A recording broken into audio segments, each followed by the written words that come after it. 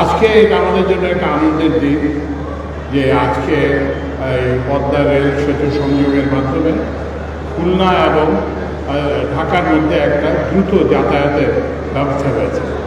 4.25 ঘন্টায় এটা পৌঁছে যাবে ঢাকা থেকে খুলনা বা খুলনা থেকে ঢাকা। তো আপনারা সবাই জানেন যে রেল একটা সাশ্রয়ী যাতায়াত ব্যবস্থা, খুব অল্প খরচে এখানে এই মাধ্যমে যাতায়াত করা যায়।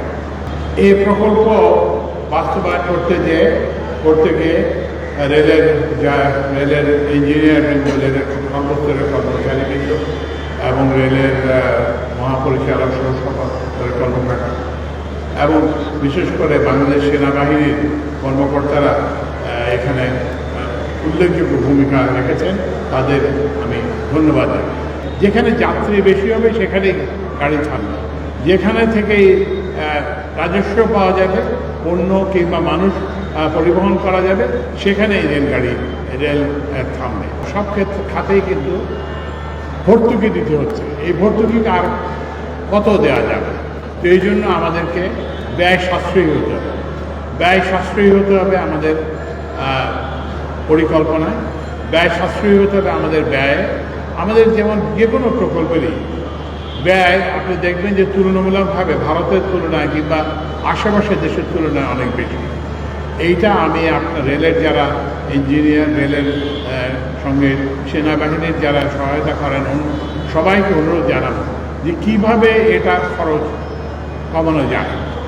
এই খরচ যদি কমানো না যায়, এই ব্যয় যদি কমানো না যায়, তাহলে আমাদের যে রেল সেবা দেওয়ার আমাদের প্রত্যাশা, সেটা আমরা পূরণ করতে সক্ষম হব না।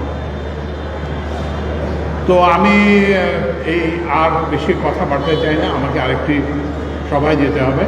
তো শীঘ্রই আমাদের রেলের মহাপরিচালক উনি খুলনা থেকে ট্রেনটি নিয়ে এখানে আসছেন এবং সহসায় উনি এখানে পৌঁছে যাবেন।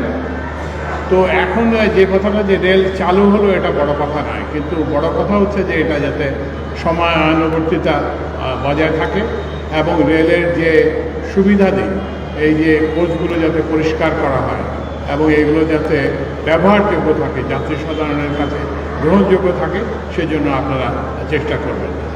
এই কথাগুলো বলে আমি আজকের এই যে একটা মহৎ দিন, যে এই যে যাত্রা শুরু খুলনা এবং চট্টগ্রামের মধ্যে, এইটার উদ্বোধন ঘোষণা